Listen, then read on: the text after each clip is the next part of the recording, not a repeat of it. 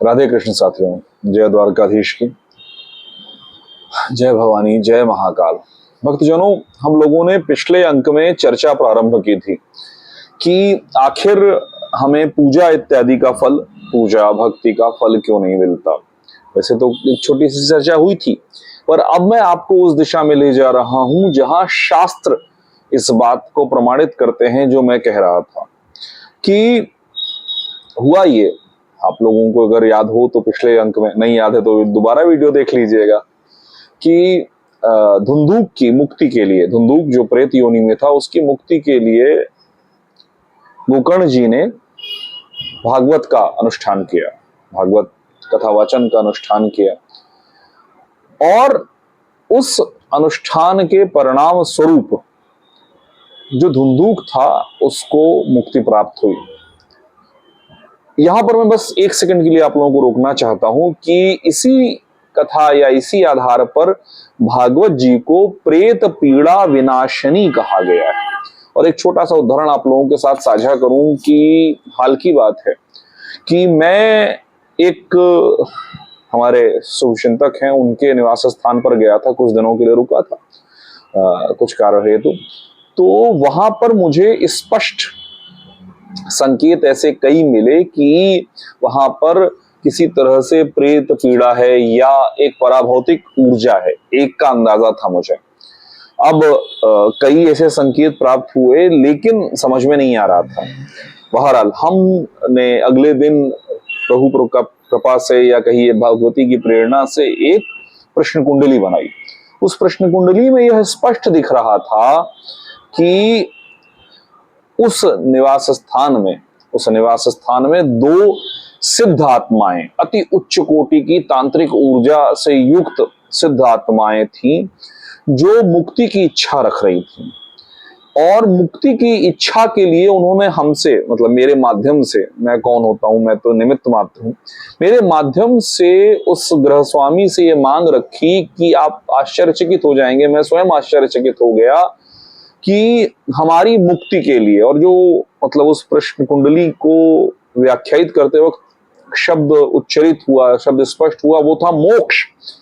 कि आप हमारे मोक्ष के लिए भागवत कथा का पारायण करवाएं, भागवत कथा और षट्चंडी शीघ्र ही होगा वहां पर। तो ये प्रेत पीड़ा विनाशिनी का जो एक विचार है वो बहुत स्पष्ट है भागवत जी का। और मैंने स्वयं, जैसा मैं आपको बता रहा हूं कि मैंने अपने जीवन में इसको वास्तविक रूप में अभी हाल में देखा था। तो उस जो धुंधुक जो थे इसलिए कह रहा हूं कि अब भाई प्रभु के पार्षद हो गए तो फिर अब तो फिर वो पूज्य हो गए। जैसे हम राहु और केतु को देवता कहते हैं, हम उनको राहु और केतु को ग्रह देवता कहकर पूजन करते हैं। क्यों? क्योंकि वो अमृत पी चुके हैं और अपनी साधना, अपनी भक्ति, अपनी तपस्या, अपनी जो भी कहें, उसके माध्यम से वो ग्रह के एक पद पर आसीन हो गए, इसलिए वो देवता हो गए। तो उसी तरह से धुंधुक भी हमारे लिए सम्माननीय है। तो धुंधुक जी जो प्रेत पीड़ा से थे, कष्ट में थे, उसका विनाश हुआ।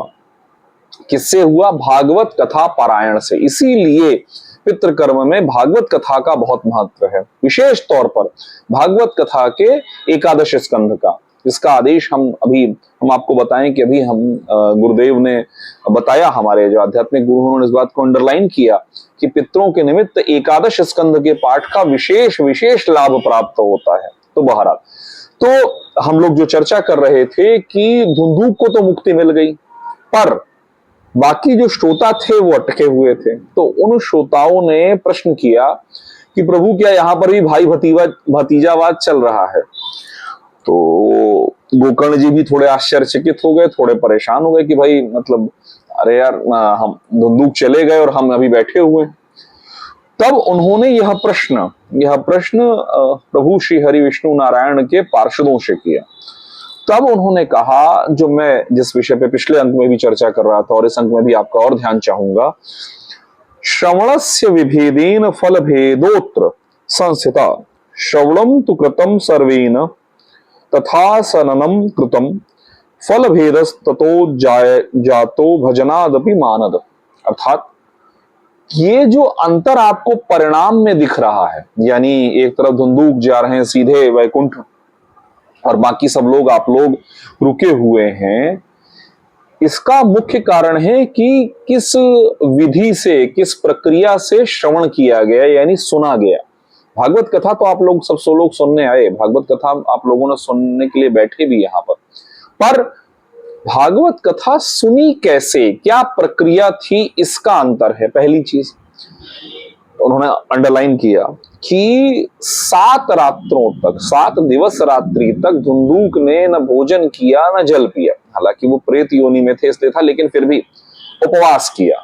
इसलिए भागवत कथा के श्रोता और वक्ता दोनों को उपवास तो करना ही चाहिए, फलाहार तो करना ही चाहिए। आजकल कथावाचक महोदय लोग कुछ और करने लगे, लेकिन हम आज इतने सालों में हम गुरु कृपा और गुरु आदेश से सदैव इस नियम को हमने माना है, और मुझे मत है कि इससे लाभ होता है, इससे आपकी आध्यात्मिक उन्नति होती है। अगर आपको समय मिले तो एक मेरा वीडियो है, देखिएगा, कथावाचन क्यों और कथावाचन क्या है।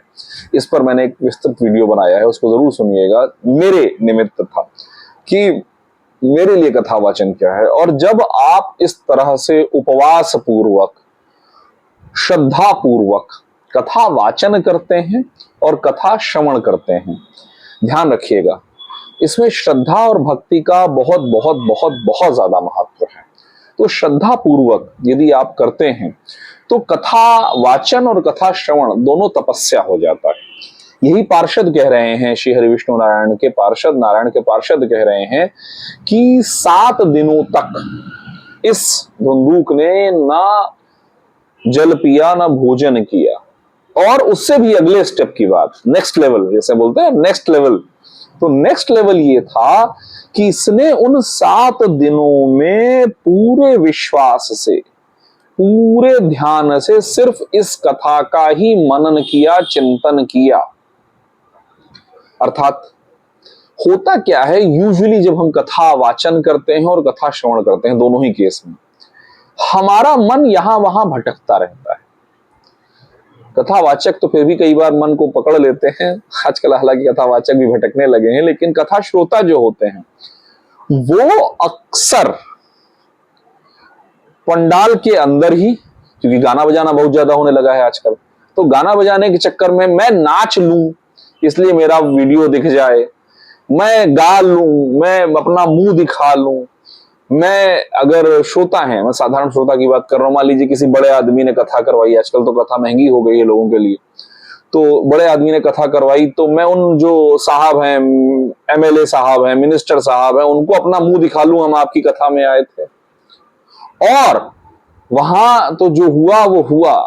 जैसे ही आप बाहर निकलते हैं, इनफैक्ट मैं अक्सर एक उदाहरण देता हूं और जो हमारे सामने कई बार आता भी है, कि कथा खत्म नहीं हुई, लोगों को अपने चप्पल जूते की चिंता पड़ जाती है। और कई बार तो कथा चलते चलते भी दिमाग में चलता है, अरे यार बहुत महंगा चप्पल पहन के आए थे, इतनी महंगी बात पहन के आते ना भैया।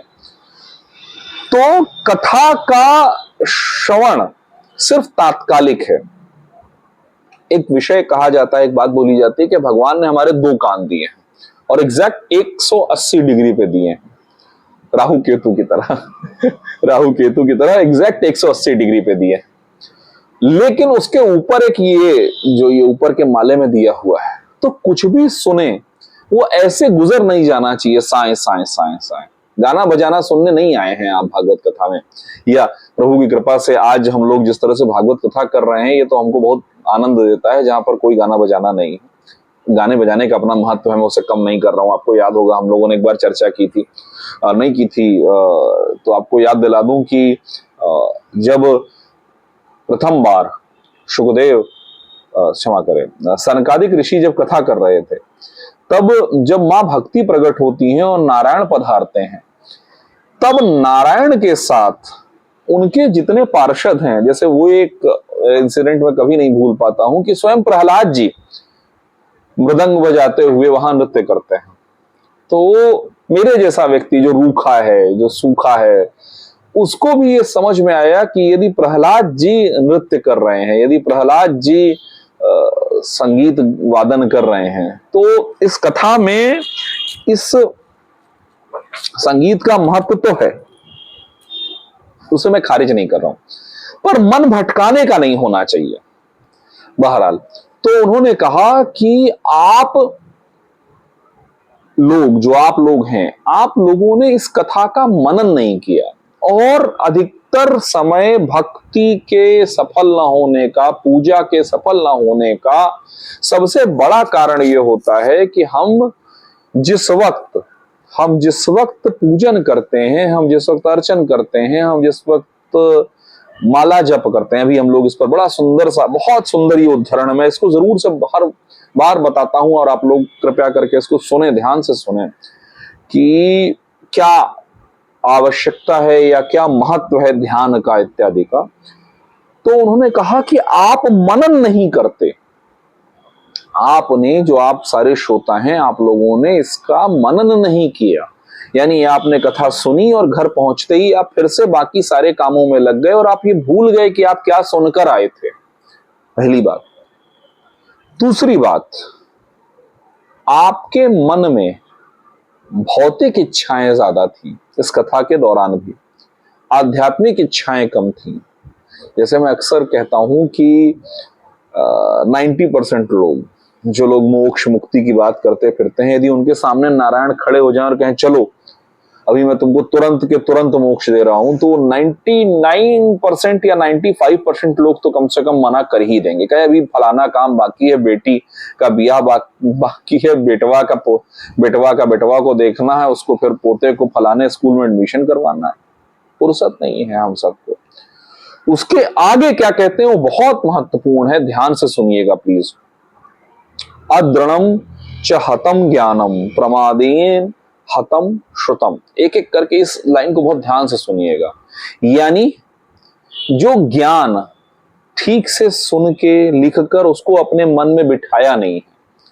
हमारे जो ज्योतिष गुरुजी वो अक्सर कहा करते हैं, आप अपनी कॉपी में चाहे जितने सूत्र लिख लीजिए, जब तक वो सूत्र यहां मस्तिष्क में नहीं आएगा और कुंडली खुलते ही आंखों के सामने नहीं आ जाएगा, वो आपके किसी काम का नहीं है। तो अद्रणम च हतम ज्ञानम प्रमादेन हतम श्रुतम, यानी जब सुन रहे हैं, जब किसी बात को सुन रहे हैं, किसी कथा को सुन रहे हैं, किसी गुरु के वचन को सुन रहे हैं, और या जो आज की तारीख में हम सब की बहुत बड़ी समस्या है कि हम लोग दूसरी बात सुनते वक्त भी फोन चलाते रहते हैं, ये प्रमाद है।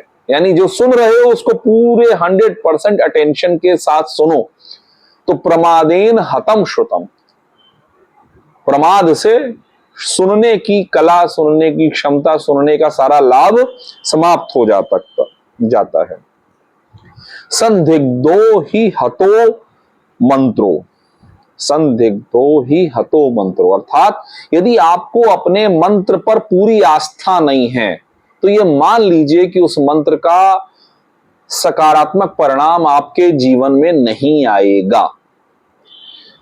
उदाहरण स्वरूप, हमको हमारे गुरु जी ने मान लीजिए मंत्र रूप में राम नाम दिया है, ठीक, और आपको राम जी का कोई बड़ा क्लिष्ट सा मंत्र दिया हुआ है। हम दोनों मान लीजिए एक ही गुरु के शिष्य हैं, हम लोग गुरु भाई हैं, और हम लोगों ने चर्चा में कहा यार देखो हमको फलाना मंत्र मिल गया, वैसे तो मंत्र साझा नहीं किया जाना, पर मान लीजिए ऐसा हुआ, और आपको आपके मंत्र पर, यानी आपको जो मंत्र मिला है उस पर, या मुझे मेरे मंत्र यानी राम नाम पर मुझे यदि अनास्था हो गई, यदि मुझे संदिग्धता हो गई, यार ये फायदा मिलेगा कि नहीं मिलेगा इस मंत्र से, तो मान लीजिए कि आपको फायदा नहीं मिलेगा। व्यग्र चित्तो हतो जपः, अर्थात जब जप कर रहे हैं, जब तपस्या कर रहे हैं, जब अपन कुछ भी कर रहे हैं, किसी तरह से भी मंत्र जप कर रहे हैं या श्लोक का जप कर रहे हैं या स्तोत्र का पाठ कर रहे हैं, व्यग्र चित्तो यानी आपका चित्त, आपका मन इधर उधर भटक रहा है। आप बार बार देख रहे हैं, अरे हमारी बीवी का फोन तो नहीं आया, हमारी सहेली का फोन तो नहीं आया, हमारे बॉस का फोन तो नहीं आया। व्यग्र चित्तो, आपके मन में यदि भटकाव है तो वो जप, वो मंत्र जप, वो स्तोत्र का पाठ, वो श्लोक का पाठ, वो पूजन आपको फल नहीं देगा।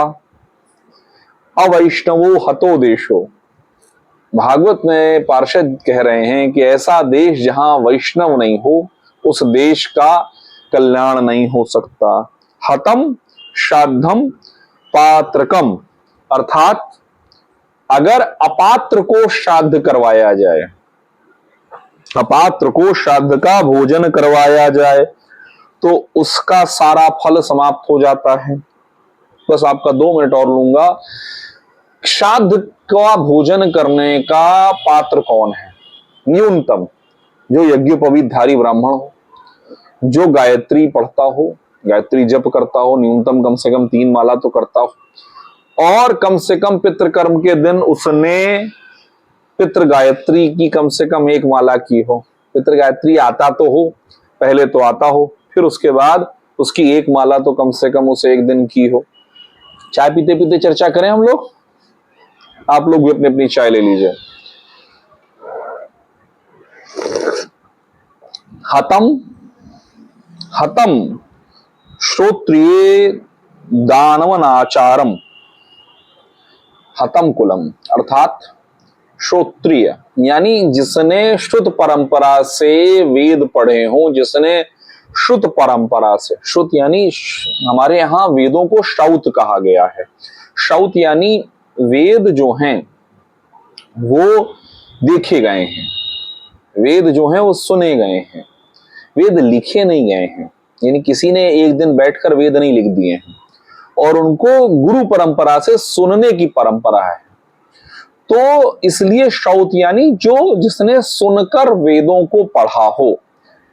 अगर आप ऐसे व्यक्ति को दान नहीं दे रहे तो आपका दान निरर्थक है।